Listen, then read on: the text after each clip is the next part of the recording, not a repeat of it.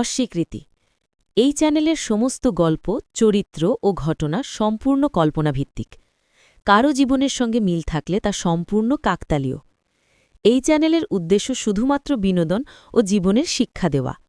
ভালোবাসুন বাংলা গল্প, ছড়িয়ে দিন অনুভূতি ও মূল্যবোধ।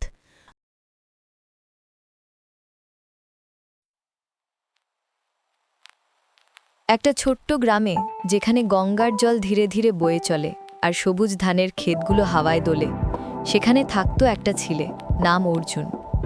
অর্জুনের বয়স মাত্র 15, কিন্তু তার জীবনটা ছিল যেন একটা অন্ধকার গলি। বাবা মারা গেছেন ছোটবেলায়, মা লক্ষ্মীদেবী গ্রামের বাড়িতে কাজ করে সংসার চালান। অর্জুন স্কুলে যায়, কিন্তু পড়াশোনার সঙ্গে সঙ্গে গ্রামের বাজারে ছোটখাটো কাজ করে মাকে সাহায্য করে। একদিন সকালে অর্জুন বাজারে যাচ্ছিল দুধ বিক্রি করতে। রাস্তায় হাঁটতে হাঁটতে হঠাৎ তার পায়ে কিছু একটা লাগলো। নিচু হয়ে দেখল একটা কালো চামড়ার ওয়ালেট। খুলে দেখল ভিতরে ভর্তি টাকা, হাজার হাজার টাকা, ক্রেডিট কার্ড আর একটা আইডি কার্ড। অর্জুনের হাত কাঁপতে লাগলো। এত টাকা! এতে তো তার মায়ের অসুখের চিকিৎসা হবে, নতুন জামা কেনা যাবে, এমনকি স্কুলের ফি দিয়ে পড়াশোনা চালিয়ে যাওয়া যাবে। কিন্তু পরক্ষণেই তার মনে পড়ল মায়ের কথা। সততা ছাড়া জীবনটা অর্থহীন, বাবু। অর্জুনের মন দ্বিধায় পড়ল। টাকাটা রাখবে কি ফিরিয়ে দেবে? আর যদি না ফিরিয়ে দেয়, তাহলে কি হবে তার সঙ্গে? গ্রামটা ছিল পশ্চিমবঙ্গের একটা ছোট্ট জায়গা, নাম কল্যাণপুর। এখানে মানুষজন সহজ সরল, কিন্তু দারিদ্র্যের ছায়া সবার উপর। অর্জুনের বাড়ি গ্রামের শেষ প্রান্তে, একটা ছোট্ট মাটির ঘর। মা লক্ষ্মীদেবী সকাল থেকে রাত অবধি কাজ করেন। তিনি গ্রামের ধনী লোক শঙ্করবাবুর বাড়িতে রান্না করেন, আর অর্জুন স্কুলের পর বাজারে দোকানে সাহায্য করে। ওয়ালেটটা পেয়ে অর্জুন বাড়ি ফিরল না সোজা। সে প্রথমে ভাবল, কার ওয়ালেট এটা? আইডি কার্ডে নাম লেখা রাজেশ চৌধুরী, ঠিকানা কলকাতা শহর। রাজেশবাবু নিশ্চয়ই কোনো বড় লোক, হয়তো ব্যবসায়ী। অর্জুনের মন বলল, যদি টাকাটা রাখি কেউ জানবে না। কিন্তু তারপর মনে পড়ল গ্রামের পুরনো গল্প, যেখানে একটা চোরের শাস্তি হয়েছিল খুব খারাপ। অর্জুন সিদ্ধান্ত নিল ওয়ালেটটা ফিরিয়ে দেবে, কিন্তু কিভাবে? কলকাতা তো দূর, তার কাছে তো বাসের ভাড়াও নেই। সেদিন সন্ধ্যায় অর্জুন মাকে সব বলল। লক্ষ্মীদেবী চোখে জল এনে বললেন, বাবু, তুমি ঠিক করেছ, সততা আমাদের সবচেয়ে বড় সম্পদ। কাল শঙ্করবাবুকে বলবো, উনি হয়তো সাহায্য করবেন। শঙ্করবাবু গ্রামের প্রধান, ধনী কিন্তু কড়া মানুষ। পরদিন সকালে লক্ষ্মীদেবী শঙ্করবাবুর বাড়ি গেলেন। শঙ্করবাবু শুনে বললেন, ওয়ালেট, হাজার হাজার টাকা, অর্জুন কোথায় পেল? হয়তো চুরি করেছে। লক্ষ্মীদেবী কাঁদতে কাঁদতে বললেন, না বাবু, আমার ছেলে সত্যি বলছে। শঙ্করবাবু অবশেষে রাজি হলেন, কিন্তু বললেন, আমি কলকাতায় যাব, ওয়ালেটটা নিয়ে যাব, যদি সত্যি হয় তাহলে পুরস্কার দেব।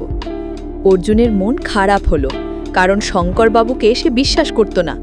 গ্রামে শোনা যায় শঙ্করবাবু অনেক সময় লোভী। কয়েকদিন পর শঙ্করবাবু কলকাতা থেকে ফিরলেন। গ্রামে খবর ছড়িয়ে পড়ল যে রাজেশ চৌধুরী নামের লোকটা খুব খুশি হয়েছেন আর অর্জুনকে পুরস্কার দেবেন। কিন্তু শঙ্করবাবু অর্জুনকে ডেকে বললেন, ওয়ালেটটা ফিরিয়ে দিয়েছি, কিন্তু রাজেশবাবু বলেছেন কোনো পুরস্কার নেই। তুমি তো সততার জন্য করেছ, টাকার লোভে নয়। অর্জুনের চোখে জল এলো। সে ভাবল, আমি কি ভুল করলাম? মা লক্ষ্মীদেবী সান্ত্বনা দিলেন, সততার ফল মিলবে বাবু, ধৈর্য ধরো। কিন্তু দিন যায়, অর্জুনের জীবন আরও কঠিন হয়ে উঠল। স্কুলের ফি না দিতে পারায় সে পড়াশোনা বন্ধ করতে হলো। গ্রামের ছেলেরা তাকে হাসাহাসি করে, সততার ফল পেলি, হা হা হা। অর্জুনের মনে সন্দেহ জাগল, হয়তো শঙ্করবাবু টাকা মেরে দিয়েছেন। একদিন অর্জুন গ্রামের বাইরে গেল একটা চাকরি খুঁজতে। সেখানে সে দেখল একটা বড় বাড়ি, যেখানে রাজেশ চৌধুরীর নাম লেখা। সাহস করে ভিতরে ঢুকল। রাজেশবাবুকে দেখে সব বলল। রাজেশবাবু অবাক হয়ে বললেন, ওয়ালেট? আমি তো কোনো শঙ্করবাবুর কাছ থেকে পাইনি। আমার ওয়ালেট হারিয়েছে ঠিকই, কিন্তু কেউ ফিরিয়ে দেয়নি। অর্জুনের মাথায় আকাশ ভেঙে পড়ল। শঙ্করবাবু তাহলে চোর? অর্জুন কি করবে এখন? পুলিশে যাবে? কিন্তু প্রমাণ কোথায়? অর্জুন বাড়ি ফিরে মাকে সব বলল। লক্ষ্মীদেবী বললেন, আমরা গ্রামের পঞ্চায়েতে যাব, সত্যের জয় হবে। পঞ্চায়েতে শঙ্করবাবুকে ডাকা হলো। তিনি অস্বীকার করলেন, আমি ফিরিয়ে দিয়েছি। কিন্তু অর্জুনের এক বন্ধু নাম রাহুল সাক্ষী দিল যে শঙ্করবাবুকে ওয়ালেট নিয়ে কলকাতা যেতে দেখেছে, কিন্তু ফিরে এসে নতুন গাড়ি কিনেছেন। গ্রামবাসীর আগে ফেটে পড়ল। শঙ্করবাবু অবশেষে স্বীকার করলেন, আমি লোভে পড়ে টাকা রেখে দিয়েছি। পুলিশ এলো, শঙ্করবাবুকে ধরে নিয়ে গেল।